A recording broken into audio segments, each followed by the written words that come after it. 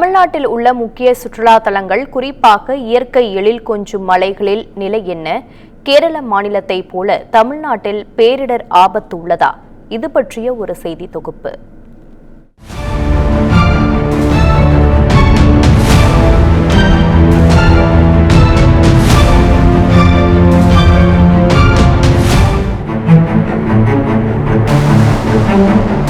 வயநாடு நாட்டில் உள்ள அனைவரின் நெஞ்சையும் சரிய வைத்த நிலச்சரிவு சம்பவம் அரங்கேறி உருகுலைந்து காணப்படுகிறது.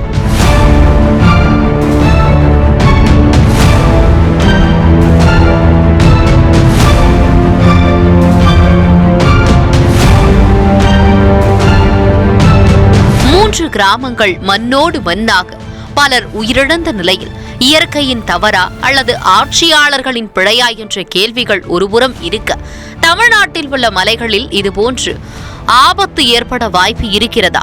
குறிப்பாக மலைகளின் இளவரசியின் நிலை என்ன பார்க்கலாம்.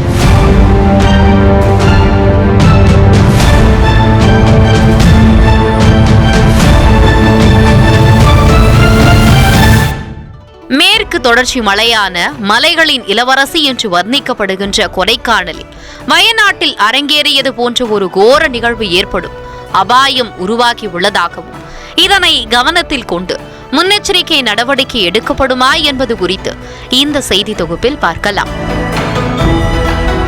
சர்வதேச சுற்றுலா தலமாக இருந்து வரும் கொடைக்கானலில் பசுமையான மலைச்சரிவுகளையும் வானுயர்ந்த மரங்களையும் பச்சை பசேலென காட்சியளிக்கும் புல்வெளிகள், ஆங்காங்கே காணப்படும் வெள்ளி நீர்வீழ்ச்சி அருவிகள் என இயற்கை அன்னை அள்ளி கொடுத்த அழகை இன்றும் நாம் காண முடிகிறது.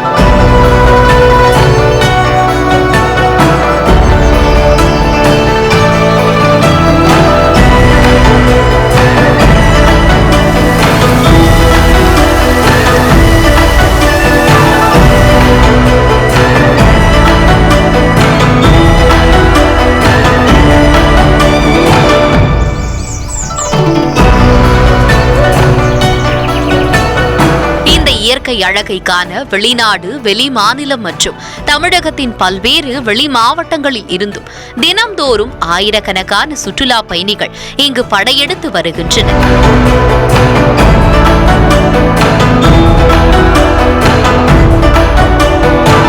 இந்த நிலையில் கொடைக்கானல் மலைப்பகுதிகளில் கடந்த சில ஆண்டுகளாக இயற்கை கனிம வளங்களை அளிக்கும் வகையில் கான்கிரீட் காடுகளாக காட்சியளிக்கிறது. 1993ஆம் ஆண்டு முதல் கொடைக்கானல் மலைப்பகுதியில் ஜேசிபி, ஹிட்டாச்சி, பாறைகளை துளையிடும் இயந்திரம், போர்வெல் உள்ளிட்ட கனரக வாகனங்கள் இயக்குவதற்கு அப்போதைய மாவட்ட ஆட்சியர் தடை விதித்து ஆணை பிறப்பித்திருந்தார். ஆனால் கடந்த சில ஆண்டுகளாகவே மலைப்பகுதிகளில் அரசு அனுமதியின்றி ஜேசிபி, ஹிட்டாச்சி பாறைகளை துளையிடும் இயந்திரம், போர்வெல் வாகனங்கள் இரவு மற்றும் அதிகாலை நேரங்களில் இயக்கப்படுவதாக மலை கிராம மக்கள் வருத்தம் தெரிவிக்கின்றனர்.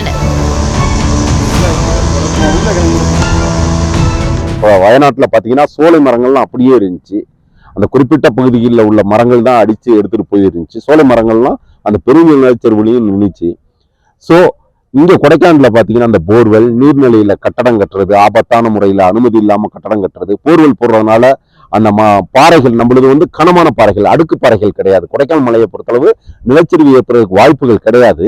ஆனாலும் அது ஏற்படுறதுக்கு உண்டான வேலையை இந்த போர்வெல் மூலியமா கனரக வாகனங்கள் பயன்படும், அதாவது நீர்நிலை பிடிப்புகள்ல இந்த மாதிரி செய்யறதுனால எதிர்காலத்துல வயநாடு போன்ற ஒரு சம்பவம் நிகழ்மோ என்ற ஒரு அச்சத்தை ஏற்படுத்துகிறது.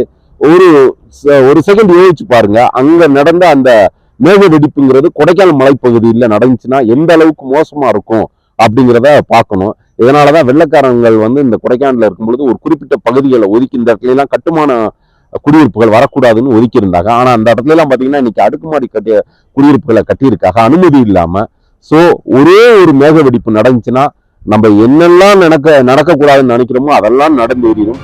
மாவட்ட ஆட்சியரிடம் விவசாய பணிகளுக்கு கிணறு அமைப்பதற்கு மட்டும் என அனுமதி வேண்டி விண்ணப்பித்து ஜேசிபி இயக்குவதற்கு என ஆணை பெற்றுக்கொண்டு கொடைக்கானலை சுற்றியுள்ள மலை கிராமங்களில் மலைப்பகுதி முழுவதும் சிலர் சாலை அமைப்பது, மண்களை அகற்றுவது என பல்வேறு பணிகளை மேற்கொண்டு வருவதாக குற்றச்சாட்டு எழுந்துள்ளது. குறிப்பாக ஊராட்சி பகுதிகளில் விவசாய நிலங்களை ஆக்கிரமித்து தொடர்ச்சியாக கனரக வாகனங்கள் மூலம் சாலைகள் அமைத்தும் பாறைகளை துளையிடும் இயந்திரம் கொண்டு ராட்சத பாறைகளை இரவு மற்றும் அதிகாலை வேளையில் அகற்றி வருவதாகவும், அதேபோல அதிகளவில் மரங்களை வெட்டி வருவதால் காலநிலைகள் மாறி வருவதாகவும் கூறப்படுகிறது.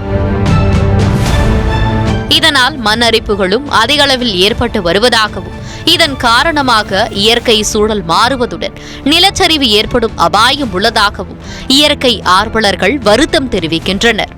ஆல்ரெடி சுப்ரீம் கோர்ட்டு, ஹைகோர்ட்டு, தமிழக அரசு விதிக்கப்பட்டுள்ள அந்த தடைகளை மீறி இங்க கனரக வாகனங்கள்னா குறிப்பா சொல்ல போனா அந்த பாறைகளை நோண்டி எடுத்து அந்த பாறைகளுடைய அந்த உறுதித்தன்மை இலக்கு செய்வதனால இங்க நிலச்சரிவு ஏற்பட வாய்ப்பு இருக்கின்றது கவலையா இருக்குது. இதன் மூலியமா கொடைக்கானலுக்கு கூடிய மக்களுடைய வாழ்வாதாரம் எதிர்காலத்தில் அச்சமடையக்கூடிய சூழல் இருக்கு. ஏன்னா வயநாட்டுல பாத்தீங்கன்னா அங்க வாழக்கூடிய மக்கள் எல்லாருமே பெரிய பெரிய கோடீஸ்வரர் தான். ஆனா இது போன்ற ஒரு சூழல் அவங்களுக்கு ஏற்படுன்ற நம்பிக்கை ஒரு துளி கூட நம்பியிருக்க மாட்டாங்க. அந்த நம்பிக்கையை சிதைக்கும் முன்னமாக இந்த இயற்கை பேரிடர் மிகப்பெரிய ஒரு பேரிடர் ஏற்பட்டு அதுல பல்லாயிரக்கணக்கான குடும்பங்கள் சீரழிஞ்சு பல பேர் தாய் தந்தைகளிலிருந்து, கணவன்மார்களிலிருந்து, அண்ணன் தங்கைகளிலிருந்து, மகன்களிலிருந்து இவ்வளவு இன்னல் ஏற்பட்டிருக்காங்க. அது போல இன்னல்கள் கொடைக்கானலாக இருக்கட்டும், ஊட்டியா இருக்கட்டும், எந்த பகுதிக்கு வரக்கூடாது. ஏன்னா நாங்க அச்சப்படக்கூடிய ஒரு செய்தி என்ன கேட்டீங்கன்னா, ஒரு காலத்துல கொடைக்கானல போய் நிலச்சரிவு என்பது அதிகபட்சமான குண்டாறு டம்டம்பாறை வரைக்கும் வந்துட்டு இருந்துச்சு. ஆனா கடந்த கஜா புயலின் போது மிகப்பெரிய ஒரு நிலச்சரிவு நம்ம குருசடின்னு சொல்லக்கூடிய அந்த பெருமாமலை கீழே குருசடியின் பகுதியில் ஒரு நிலச்சரிவு ஏற்பட்டுச்சு. அந்த நிலச்சரிவு மூலியமாக மிகப்பெரிய அச்சுறுத்தல் ஏற்பட்டுச்சு.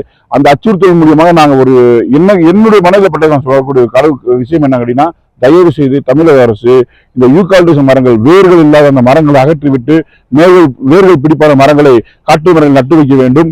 அதன் மூலியமாக வேர்கள் பிடிப்பாடும், அதே போல மரங்கள் இங்க பாறைகள் உறுதிப்படும், பாறைகளை வெடிவைத்து தவிர்ப்பதை தமிழக அரசு உறுதியாக கையாண்டு அதை போன்ற செயல்கள் தடுக்க வேண்டும் என்பது எங்களோட கோரிக்கை.